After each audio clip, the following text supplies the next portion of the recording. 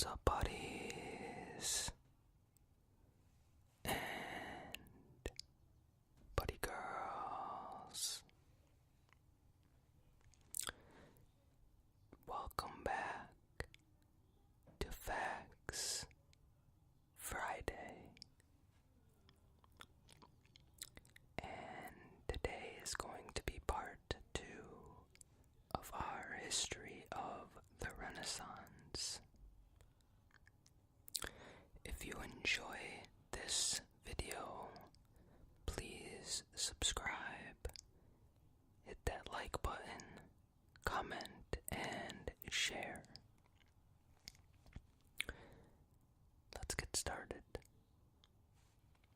Jan van Eyck and the Ghent Altarpiece, 1432. On 6 May 1432, a vast new painted altarpiece is set in place in the Cathedral of Ghent. An inscription on it states that it was begun by Hubert van Eyck and completed in 1432 by his brother Jan. Nothing is known of Hubert apart from this one mention of his name, but the Ghent Altarpiece is only the first of a succession of masterpieces signed by Jan van Eyck during the 1430s. This is the decade in which the Renaissance makes a spectacular appearance in the painting of Northern Europe.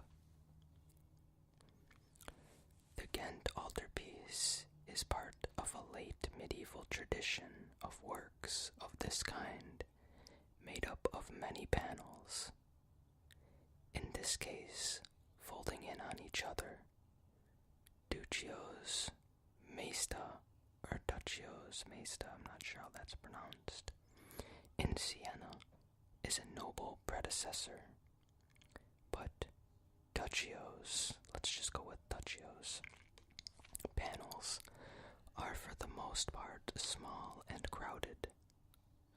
Each on its own would be interesting, delightful, and touching, but not spectacular.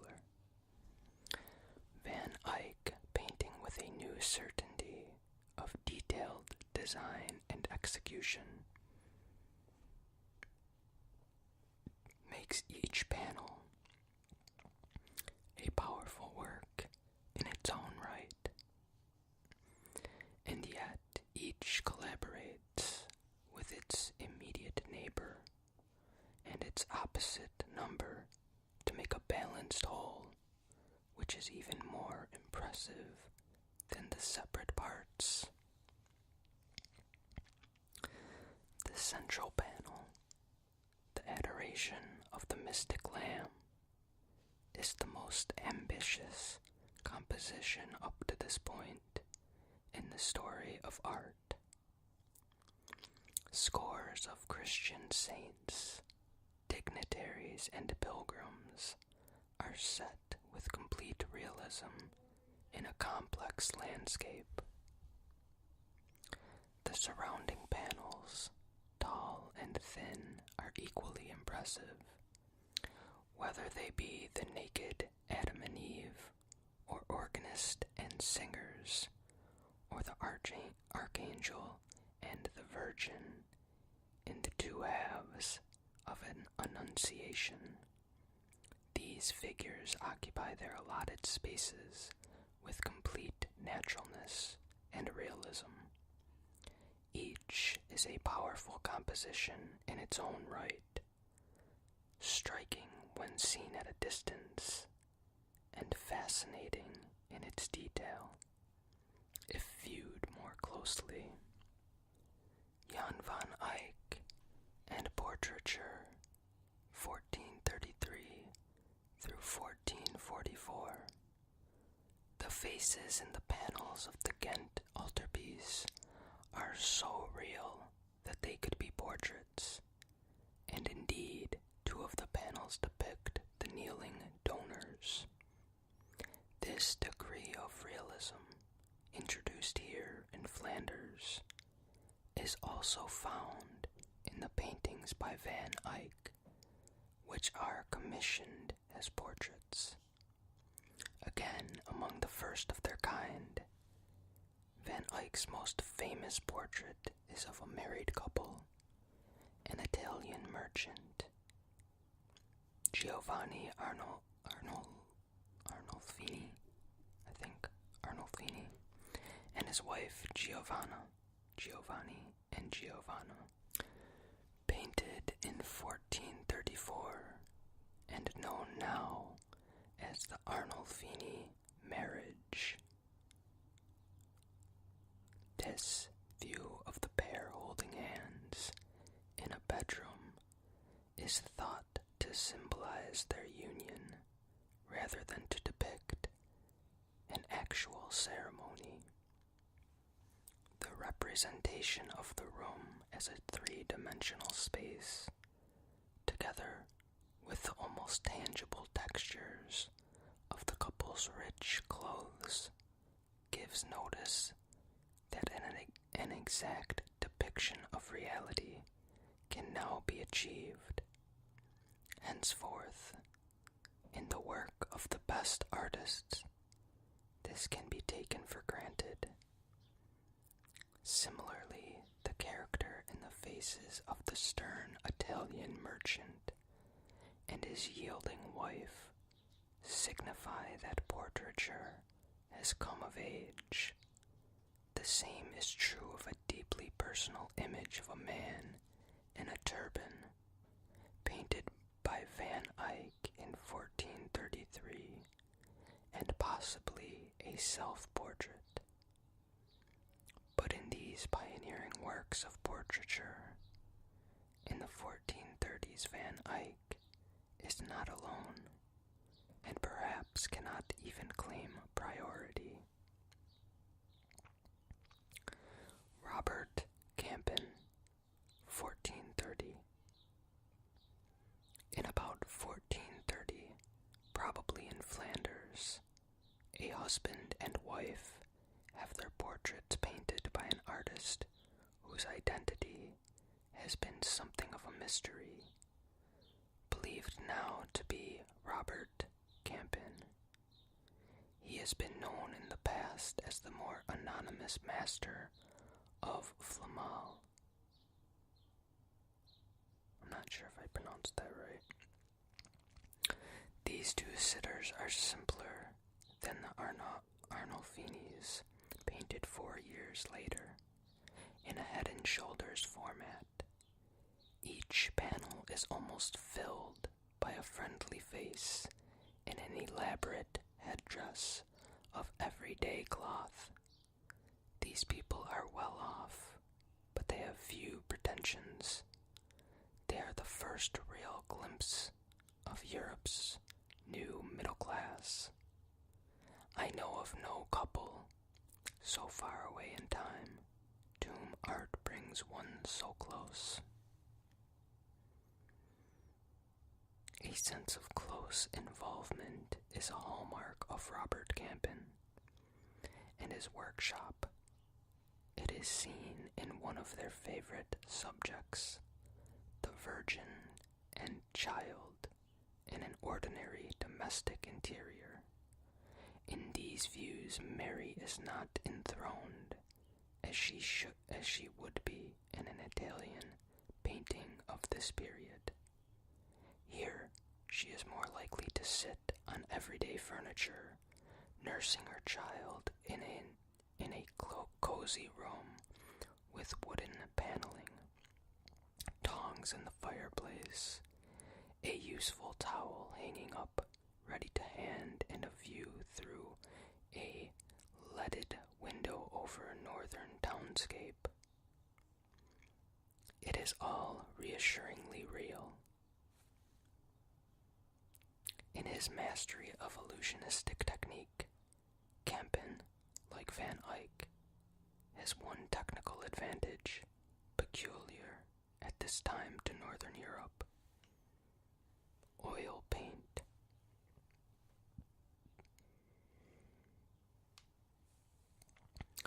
Roger van der Weyden, I'm not sure if that's pronounced correctly, but that's where we're going with. The extraordinary decade of the 1430s in Flanders introduces yet another outstanding master, who probably learns his craft in the studio of Robert Campin, becomes the official painter to the city of Brussels in 1435. In the next few years he produces a succession of masterpieces, of which The Descent from the Cross in the Prado is merely the best known. Van der Weyden retains the clarity and realism of Campin and Van Eyck, but replaces the calm and stillness of their work with a new intensity of emotion, seen in the Prado painting, in the gruesome dead weight of Christ's body, and the collapse into grief of his mother. The three great Netherlands artists of the 1430s are central figures in the story of Renaissance painting. By contrast, their successors, in the rich sequence of great painters from the small northwest region of Europe, are decidedly quirky. The gloriously eccentric canvases of Bosch and Bruegel are much appreciated by collectors of the time, particularly within the Habsburg family. But they are a byway of their own, far from the mainstream.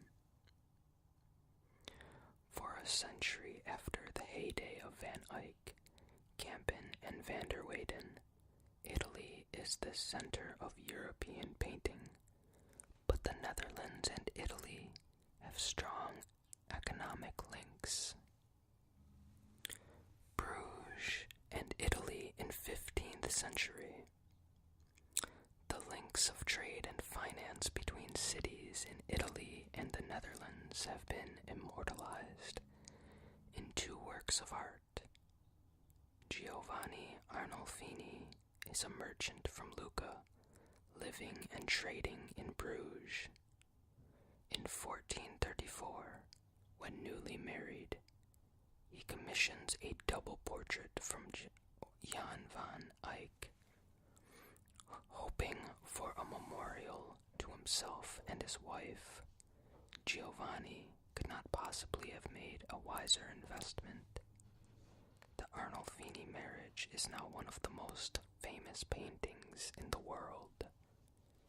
It is also an early glimpse of the Italian interest in Flemish art, which will result later in the century in the spread southwards of the northern technique of oil painting.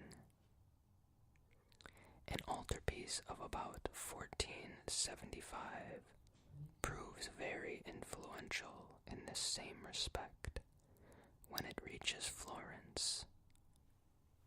Tommaso Portinari, the agent in Bruges for the Medici Bank, commissioned from Hugo van der Goes an altarpiece for the church of Sant Egidio, in which his family has a chapel.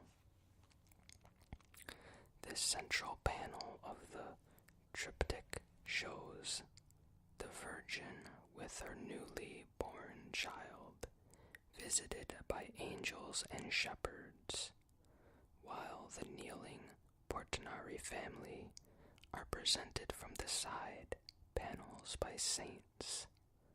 This large altarpiece makes the journey south by sea and river.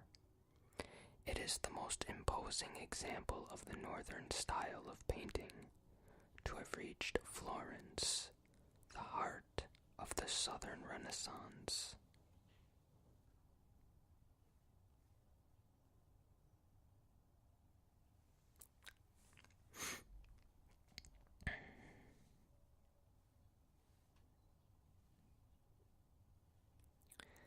The city of learning, 15th century.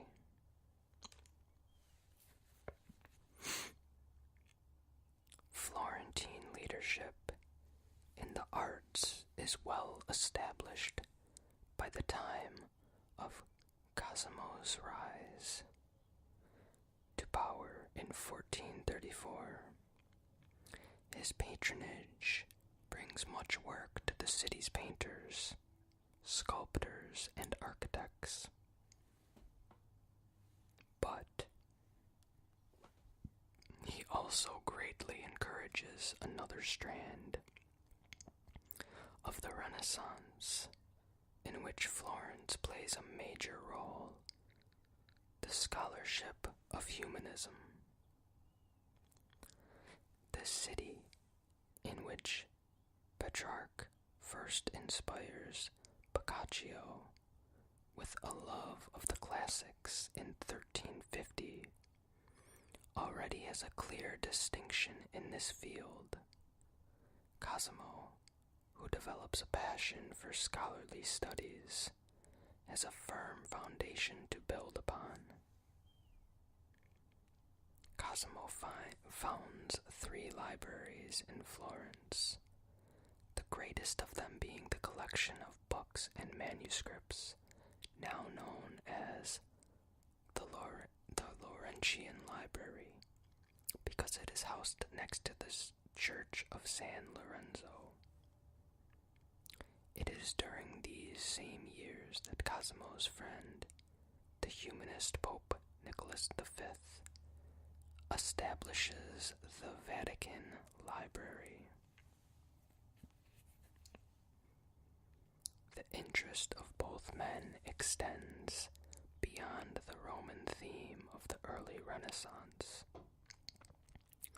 They are fascinated also by the ideals of ancient Greece, and in particular by the philosophy of Plato. Reliable manuscripts of Plato first become available in the West during Cosimo's lifetime. They are brought from Constantinople by Greek Orthodox churchmen and by Byzantine scholars, whose city is now under increasing threat from the Turks.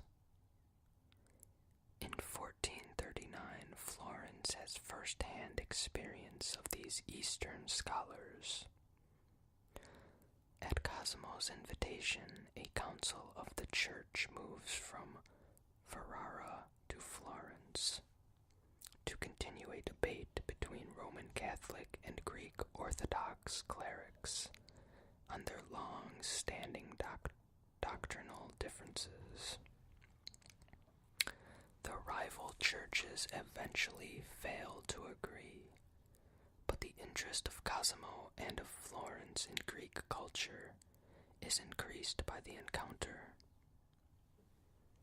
Towards the end of his life, Cosimo conceives a personal ambition to read all the works of Plato. He commissions their translation into Latin by a Florentine scholar, Marsilio Ficino. In 1462, he establishes an informal Platonic academy in Florence, with Ficino at its head. Ficino's Latin translation of the complete works of Plato is published in Florence in 1484.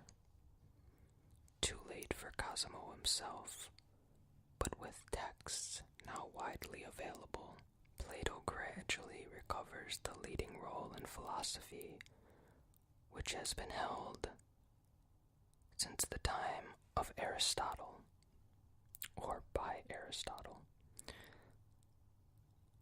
Fra Angelico and San Marco, 1443 through 1447. The Dominican order has among its ranks a superbly talented painter. As a friar, he is referred to as brother, and the name by which he becomes known is Fra Angelico, the angelic brother.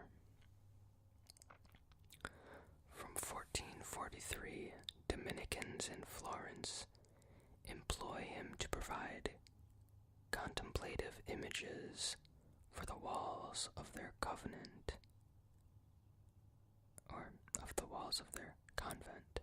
of San Marco.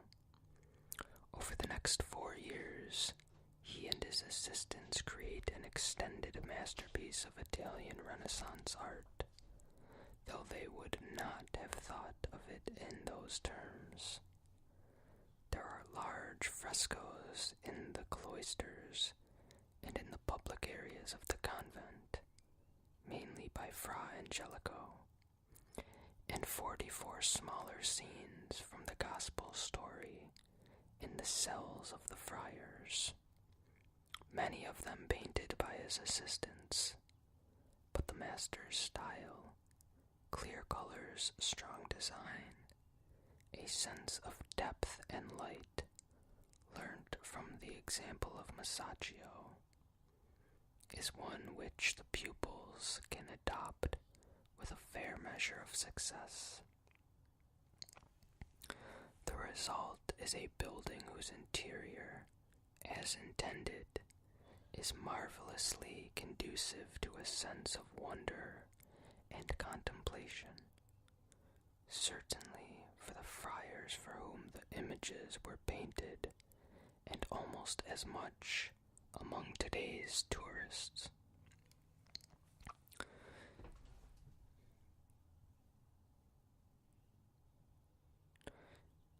Jean Foucault, 1444 through 1460, born in Tours in about 1420, spends 4 years in Italy in the 1440s.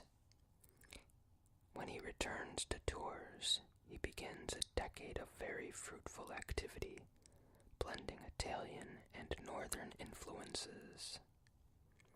One of Foucault's most striking works, from about 1450, is the portrait of his patron, Etienne Cavalier, seen praying with Saint Stephen.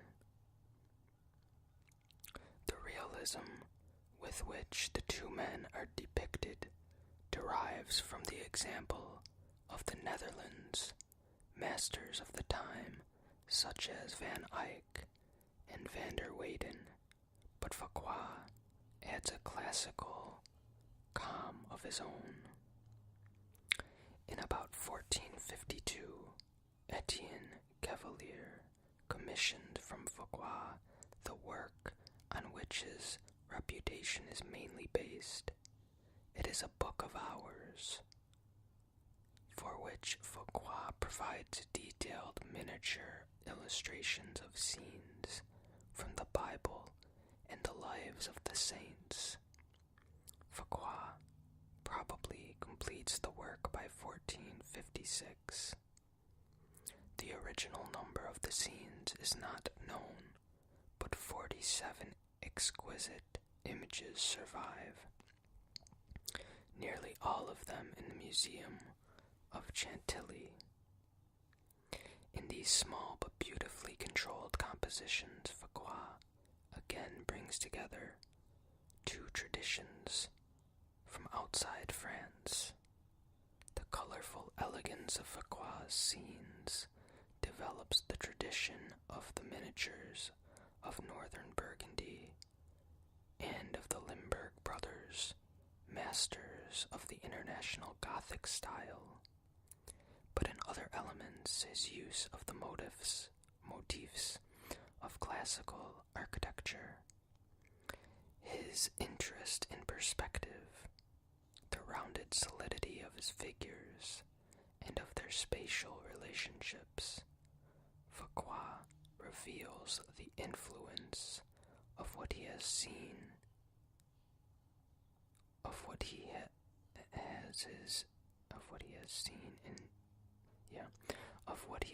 in Renaissance Italy, such as the work recently completed by Fra Angelico in Florence. A link with Italy remains a central characteristic in the next great period of French painting, the 17th century.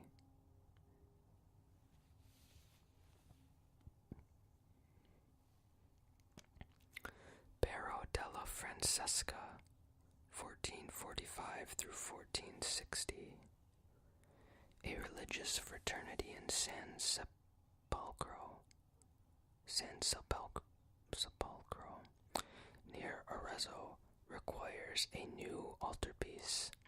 In January 1445, the members commission it from a young man in his late 20s, who has been away in Florence for the past few years, learning his craft, but who is now back in his small provincial hometown. The painter is Baro della Francesca. He spends much of his working life in San Sepolcro and in Arezzo, far from the main artistic centers, which to some extent explains why his name is largely forgotten for several centuries after his death. Another reason may be the profound calm of his work, unfashionable in periods when art has tended more to dramatic gesture. He is now recognized as one of the great masters of the Italian Renaissance. While in Florence, the young Pero has clearly seen Masaccio's frescoes. His first altarpiece at San Sepolcro, I don't know why I have such a problem with that, probably pronouncing it wrong too, is old-fashioned in concept, with a gilded background, but the figures already achieve the rounded solidity pioneered in the frescoes of the Brancacci Chapel,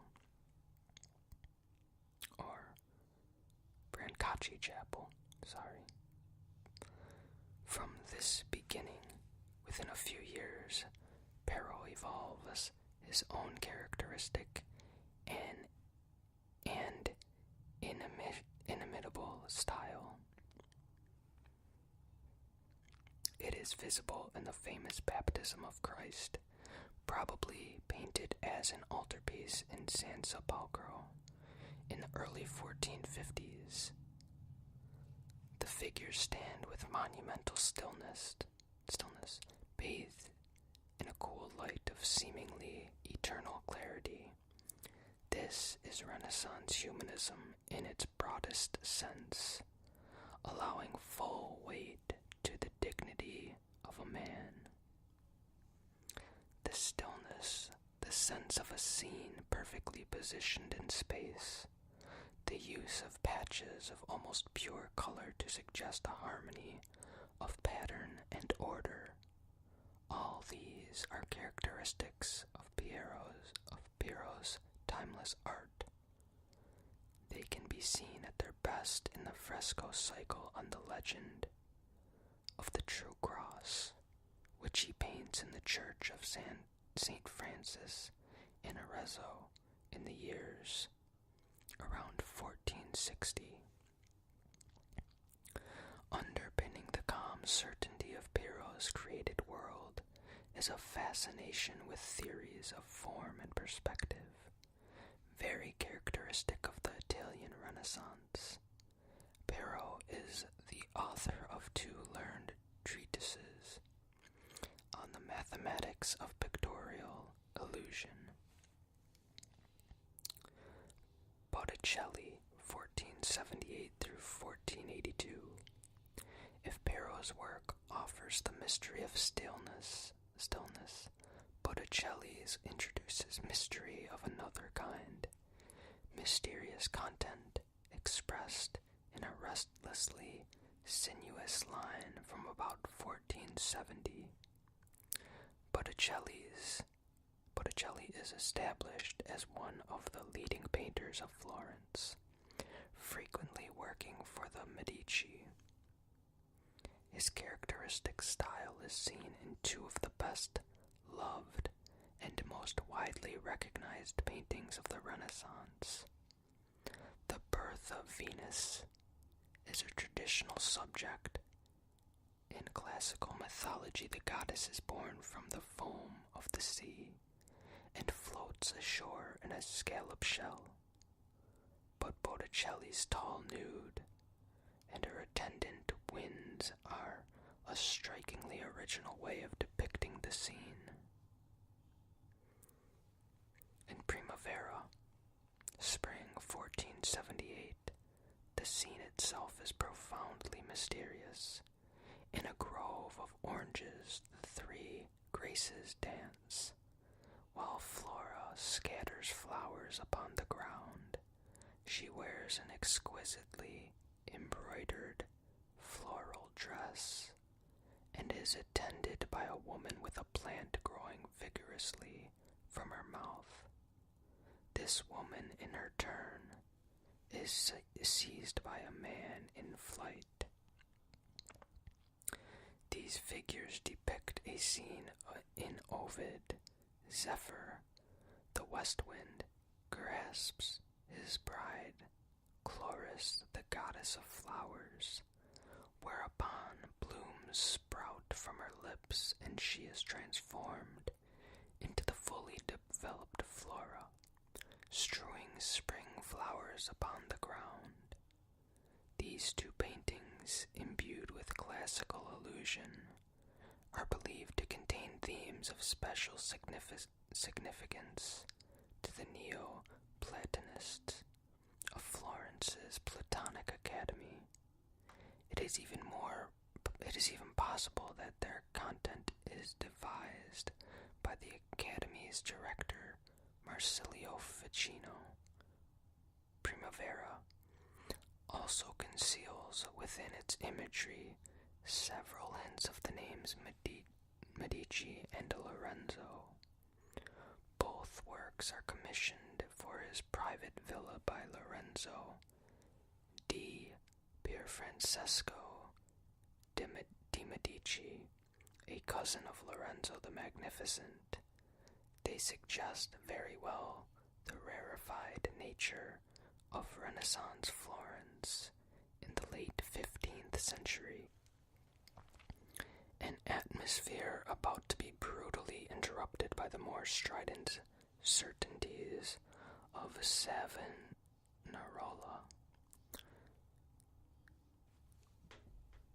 And that will be all for today's Facts Friday. I hope you enjoyed this video and have a great weekend. I will see you soon.